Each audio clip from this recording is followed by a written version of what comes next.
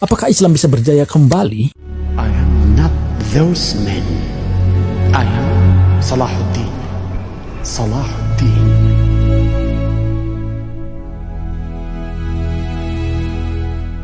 Untuk menjawab ini kita perlu sebuah hipotesa, sebuah penelitian resmi yang dilakukan oleh William F. Russell dalam bukunya Islam A Threat to Civilization, bahwa Islam kemungkinan akan menjadi agama mayoritas di Eropa di tahun 2050. Kita bisa melihat Inggris misalnya, 30 tahun belakangan ini Islam tumbuh begitu subur di sana. Dari awalnya hanya 82.000 jiwa, kini berkembang pesat menjadi 2,5 juta jiwa, 30 kali lebih banyak. Kemudian di Belanda, dari seluruh kelahiran baru di sana, 50%-nya adalah Muslim. Mungkin kamu heran, kok bisa bang? Salah satu penyebabnya adalah tren mereka yang gak suka menikah. Sudah menjadi rahasia umum kan, kalau mereka tuh lebih menyukai seks tanpa keterikatan. Islam jelas menantang keras perbuatan tersebut. Bahkan di Rusia sekarang ya 23 juta penduduknya adalah Muslim. Itu artinya 1 dari 5 orang Rusia sekarang adalah Muslim. Maka timbullah sebuah hipotesa. Akankah dengan jumlah yang mendominasi nanti di 2050 bisa mengembalikan kejayaan Islam? Jawabannya belum tentu. Oh gitu bang, bukannya menang jumlah artinya menguasai? Yuk kita cari tahu. Rasulullah bersabda, hampir saja orang-orang kafir membinasakan kalian diserbu tak ubahnya seperti hidangan makanan di atas piring. Orang lalu bertanya, apakah karena jumlah kami saat itu sedikit ya Rasul? Rasul bersabda, bahkan kalian waktu itu banyak sekali, tetapi banyaknya jumlah kalian bak buih di atas air. Artinya terombang ambing gak jelas. Dan Allah mencabut rasa takut musuh-musuh terhadap kalian serta menjangkitkan di dalam hati kalian penyakit wahan. Seorang bertanya, apa wahan itu Rasul? Beliau menjawab, cinta dunia dan takut mati. Masih seputar jumlah, jika kita balik menelusuri zaman sahabat, jumlah mereka hanya 100.000 jiwa. Tapi bagaimana mungkin mereka bisa menguasai sepertiga dunia? Kata Profesor Dr. Ragib Asirzani, itu karena mereka adalah orang-orang terbaik. Mereka memaksimalkan potensi yang Allah berikan. Seluruh jiwa dan raganya ia berikan untuk berjuang bersama Rasulullah Sallallahu Alaihi Wasallam. Jadi memang nggak bisa dipungkiri, angka hanyalah peluang, tapi nggak bisa dijadikan jaminan. Sederhananya, kita hanya perlu meneladani para sahabat, maka timbullah hipotesa baru.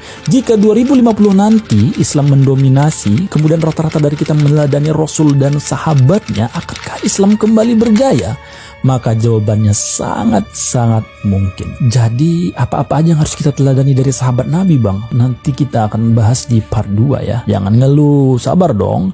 Kalian komen aja, nanti aku ingatkan.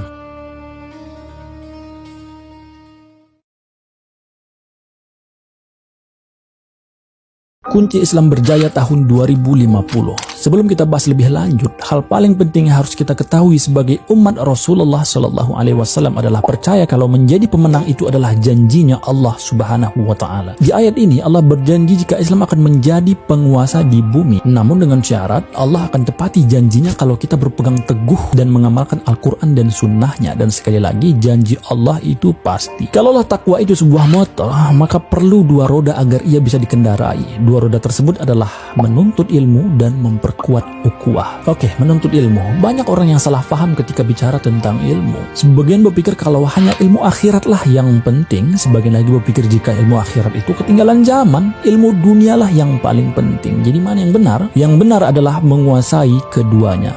Aku tuh paling suka kalau UAS berceramah tentang ilmu dan pemuda. UAS tuh gak pernah lelah menyarankan agar generasi muda-muda Islam ini masuk ke pesantren. Yap, karena di pesantren tempatnya anak-anak dididik dengan ilmu akhirat dan ilmu dunia. Kok tahu bang? Bukan pesantren ya? Yuh, kawan, pesantren itu sudah dari lama terbuka dengan ilmu umum. Karena pesantren sadar ilmu dunia itu juga penting.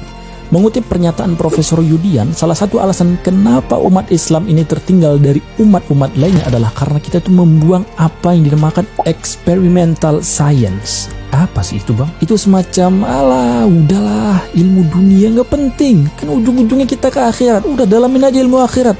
Buang itu ilmu-ilmu dunia. Makanya sekali lagi aku tekankan, keduanya penting. Kalau Anda tipikal manusia jenius, kuasai keduanya. Lihat bagaimana Uwah. Masya Allah, beliau tuh kalau menjelaskan sesuatu sudut pandangnya luar biasa luas. Hampir semua ilmu beliau masukkan. Kalau Anda pas-pasan seperti diriku ini, maka dalami ilmu akhirat dan jangan lupa ilmu dunia. Udah, sesimpel itu. Kemudian, roda selanjutnya untuk menggapai kejayaan adalah membangun ukhuwah. Lihat bagaimana para sahabat memenangkan pertempuran. Jumlah mereka itu bukanlah yang paling banyak, kawan. Perlengkapannya juga bukan yang paling siap. Tapi kenapa juga mereka kerap memenangkan pertempuran? Salah satu alasannya adalah ukhuwah. Lihatlah bagaimana 3 muzahid Islam di perang Yarmuk. Ada Harith bin Hisham, Ayyashi bin Abi Rabi'ah, dan Ikrimah bin Abu Zahal. Di detik-detik ajal menjemput, kelihatan banget kalau mereka bertiga ini haus. Didekatkanlah air ke mulut Harithah. Ia melihat kalau Ayyashi lebih haus, maka diperintahkannya agar air tersebut diberikan kepada Ayyashi. Begitupun Ayyashi, dia melihat kalau Ikrimah lebih haus. Padahal kalau boleh jujur, Ayyashi juga luar biasa hausnya. Maka diberikanlah air itu kepada Ikrimah. Masya Allah, kata Ikrimah, berikanlah air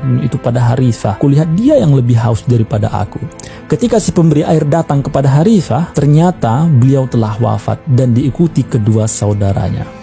Insya Allah, mereka syahid dengan contoh ukhuwah yang luar biasa. Lihat, mereka lebih mementingkan saudaranya ketimbang dirinya. Dari cerita ini kita belajar sebegitu kuatnya ukhuwah zaman sahabat. Tapi lihatlah hari ini, sesama kita asik saling menyalahkan. Kita kerap berdebat seolah-olah dunia ini harus tahu kalau kitalah yang paling benar. Sedangkan musuh Islam ngakak terpingkal-pingkal ngelihat kita berdebat. Kalaulah ilmu dan ukhuwah kita seperti para sahabat, atau setengahnya saja, atau seperempatnya saja, atau kalau belum bisa secuilnya aja, maka kejayaan Islam tahun 2050 yang awalnya hanya sebuah hipotesa akan berubah menjadi sebuah kenyataan. Sangat-sangat mungkin. Bagaimana menurutmu? Semoga bermanfaat ya. Silahkan save dan share. Kalau suka sejarah Islam, follow aku di sini.